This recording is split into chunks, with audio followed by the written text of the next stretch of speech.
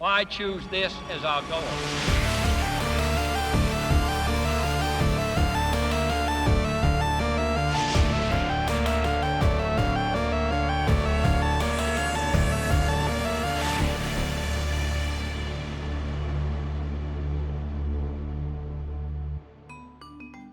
With all of its bugs and faults, Fallout 4 can at times be a horrifying game in itself. What the fuck is that? But if you take away the bugs, story, characters, quests, companions, the Diamond City soundtrack, and most of all this guy... I've heard of another settlement that's in trouble. I'll mark it on your map. Then you're mostly left with a premise that serves as a good base for an actual survivor horror game. A lone survivor wakes up 200 years in the future to find themselves in a post-apocalyptic ghoul-infested wasteland filled to the brim with nuclear-mutated creatures and synthetic humanoids indiscriminately interwoven in society. Okay, so I know it doesn't make it scary just because I put on a spooky voice and play some creepy music, but admit it, it's not a bad premise.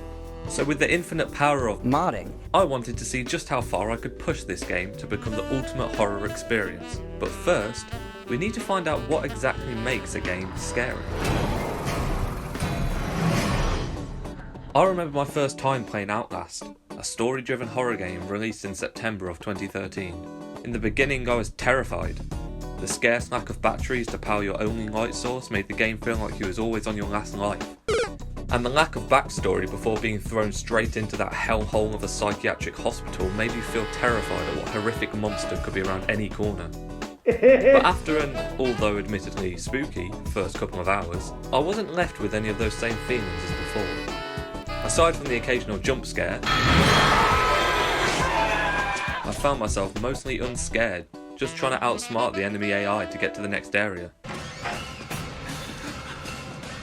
Somebody has to win and somebody has to lose here. I don't make the rules. Oh, scary! And thanks to the fact that I was no longer spending way longer than I should have peering around every corner with my night vision, it meant that I had more of the previously scarcely placed batteries to ever worry about running out again. Give him my timbers! And these are the two main things, in my opinion, that keeps a horror game, well, horrific.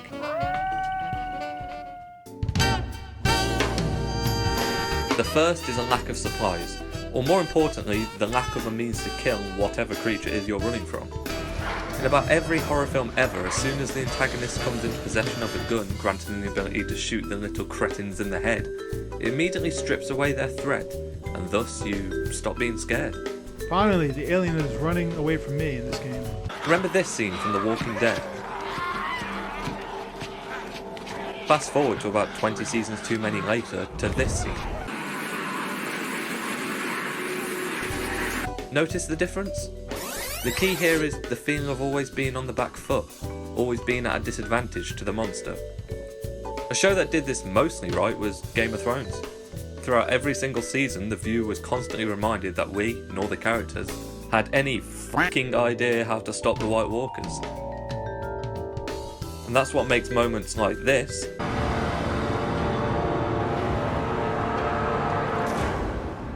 so powerful. Because it's a constant reminder that, oh, we're fucked.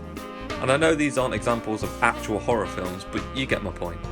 This is why ghosts frighten so many people. Oh shit! A ghost! How do you kill something you can't see?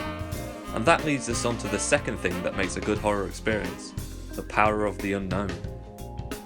How many times have you been terrified of something right up until the moment you actually see it?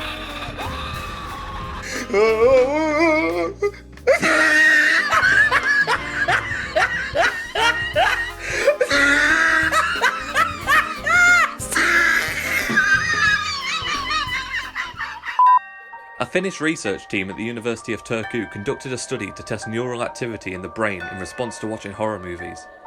They learned that people found horror that was psychological in nature and based on real events the scariest, and were far more scared by things that were unseen or implied rather than things they could actually see. This is called xenophobia, which is a term derived from the Greek word xenos, meaning foreigner or stranger, and phobos, which means morbid fear. It describes the irrational sensation of fear experienced from a lack of knowledge about a group of persons as well as situations that are perceived as strange or foreign. The fear of the unknown comes in many guises. A person may not be afraid of swimming pools, but might experience great fear when he sees a dark lake. The fact that he or she cannot see to the bottom of the lake triggers the fear of unknown, and good horror films and games play into this heavily, and that's what I aim to mimic using Fallout 4 as a base. We've first got to begin by removing all of my existing mods, so goodbye Thomas the Dank Engine Vertibirds, you will be missed. Secondly, I need to find mods that will fit the theme we're trying to create. I'll leave my mod list in the description below anyway, but to make it simple I've organised them into two main categories, atmosphere and gameplay. We'll start with atmosphere. For a scary game to be scary, we need it to look and sound scary. While this is important, it can only go so far without an actual threat. Otherwise, it doesn't take long before you realise there's just nothing to actually be scared of.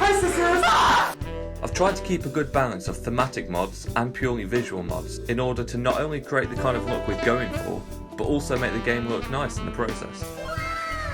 Well, as nice as a horror experience on a 5-year-old game can look.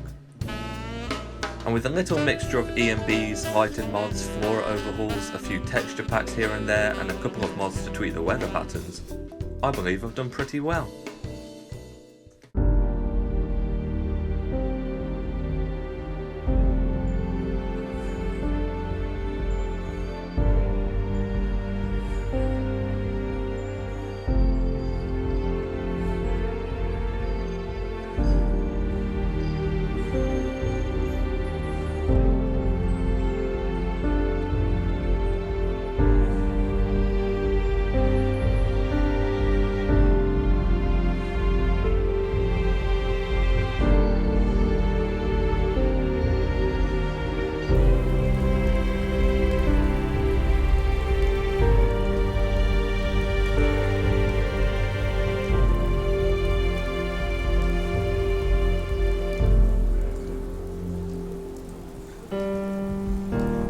Thick mists, long grasses and dense trees and bushes, I've really tried to make the game feel as claustrophobic as possible. The atmosphere has to complement the gameplay and vice versa, otherwise neither can work. And that's why I've included one crucial mod to help nail down the sense of loneliness and abandonment. Frost. Frost is a hardcore total conversion mod aimed to eliminate all vanilla quests and NPCs to create a free-form survival experience. With Frost enabled, it strips each one of Fallout's comforts and forces you into a deadly, lonesome world with realistic health and damage. Combine this with mods such as Whispering Hills, which adds creatures and sounds from the popular Silent Hills franchise, and you've got yourself one high-threat horror survival game. There's just one more thing. It's all well and good having a Walking Dead style horror survival game, but to really have that sense of being on the chase, we need to have something of much higher threat that you definitely don't want to run into. And luckily, I believe we've already briefly mentioned our strongest candidate. In 1966, a family on vacation in the Arizona desert reportedly heard the faint dregs of a World War II-like siren passing in the wind. The family reported the hearing to the local police, but was later dismissed on lack of cause to investigate. 20 years later, on July 16, 1995, a teenager named Chad Goweke and a group of his friends were hiking in the woods of Tanyard Creek, when again they heard similarly described faint sirens passing in the wind. After returning from the hike alone and visibly frazzled, Chad's parents questioned him on why his friends hadn't returned alongside him. Within the unintelligible babbles, Chad recalled his friends being snatched by something gigantic striding through the trees, which mimicked their voices. While his friends remained undiscovered and the case left unsolved, Chad suffered only minor physical injuries from the encounter, although he was later checked into the Psychiatric Rehabilitation Center of Missouri on September 23rd due to the mental scarring caused by the encounter. While there has been very little recorded sightings of this phenomenon, they all point to similar characteristics.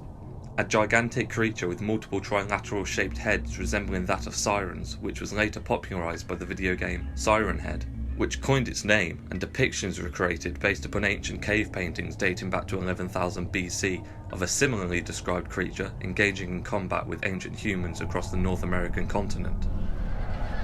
The Siren Head has since been depicted in drawings and photographical art, and is yet to be determined whether it's real or just a myth. But let's be honest, It's not real.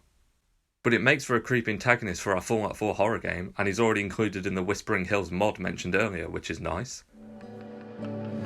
So there we have it. One post-apocalyptic survival horror game neatly packaged together with a total of 91 mods. Not bad, all things considered. Now, all that's left is to play it. But beware. If you find yourself lost in the mist with nothing but a flashlight guiding your footsteps, heed the call of a faint siren travelling in the wind, and the voices of your closest friends. For it might just be the siren head, watching your every move.